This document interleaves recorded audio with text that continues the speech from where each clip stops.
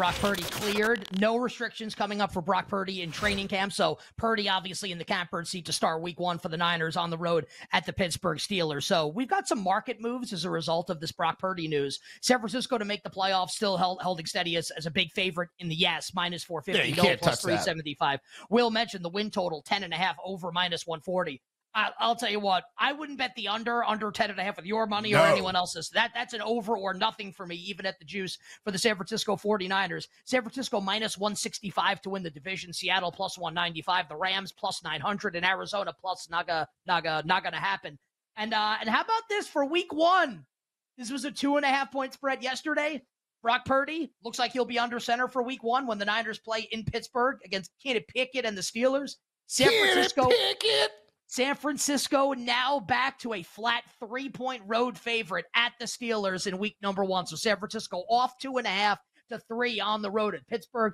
I think if you were bullish on San Francisco, I think you're all systems go now on this team with what Brock Purdy was able to do last year, getting them to the NFC Championship game. He gets hurt really early in the game. Who knows how the game would have turned out if he didn't get hurt? Maybe Philly still wins. But Purdy now looks like he'll be under center. Big deal for San Francisco, obviously projected to be one of the best teams in the league.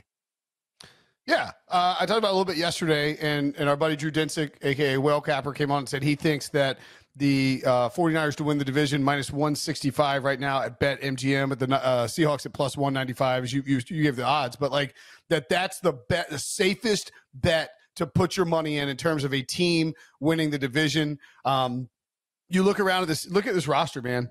I mean, Brandon Ayuk, Deebo Samuel, and the very underrated Juwan Jennings at wide receiver. Like, that's stacked. Deebo's a freaking unicorn. George Kittle at tight end, freaking unicorn. He's the fulcrum of that offense because of his blocking skills and his yak ability. Christian McCaffrey, unicorn. Elijah Mitchell would start for a lot of teams, and he's their backup running back. They have 3 quarterbacks who could be good.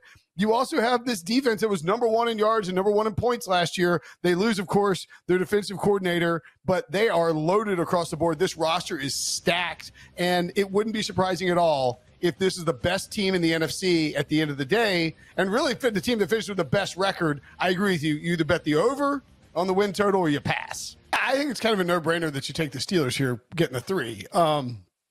We know that we are all like, if you didn't listen to the show on Monday, you should go back and check out the conversation with Drew Dinsick, one of the smartest dudes when it comes to gambling in general, but certainly the NFL. Good buddy of ours. And, he points out he loves the Steelers this year. So you have a team in San Francisco that rightfully is rated very high in terms of the Super Bowl odds. But the way that San Francisco is rated, Nick, I think is much more a byproduct. It's a byproduct of the roster being great, for sure. But it's also much more of a byproduct about the conference. The NFC stinks. There's only 3 or 4 teams that you could see that like people are really intrigued in, and that's why the Eagles and the 49ers have such short odds. So conversely, the Steelers were just 25 to 1 to get the AFC number 1 seed, which is kind of crazy considering how stacked the AFC is, are a sleeper team and sort of underrated by the market right now. So is Brock Purdy, like Brock Purdy's full clearance in late July is worth half a point to the line? I guess.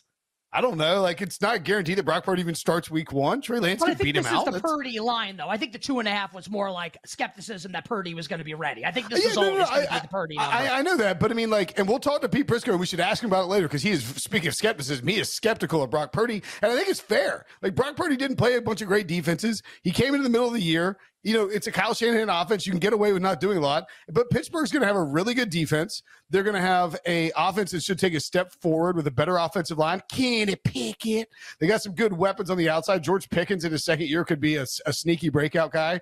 Najee Harris, I think, is someone who people are way down on, but former first-round pick who they might feed. If he's healthy, he could be really, really good this year.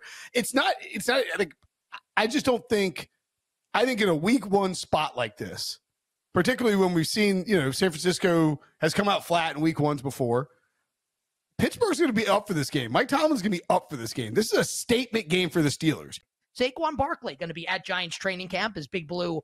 Everyone reports tomorrow on Wednesday, July 26th to Giants training camp. Saquon and the Giants averting disaster here. He signs a 1-year deal worth up to $11 million. So basically, I don't know if there's like a pride thing with Saquon. You got like an extra like 900,000 potentially. God bless. I mean, 900,000 is nothing to sneeze at, obviously. But he can be tagged again next year. I just think it's really funny that he like gets everyone on the Zoom call, like all the running backs, and like he signs like this like crappy deal and doesn't end up like holding out for more money.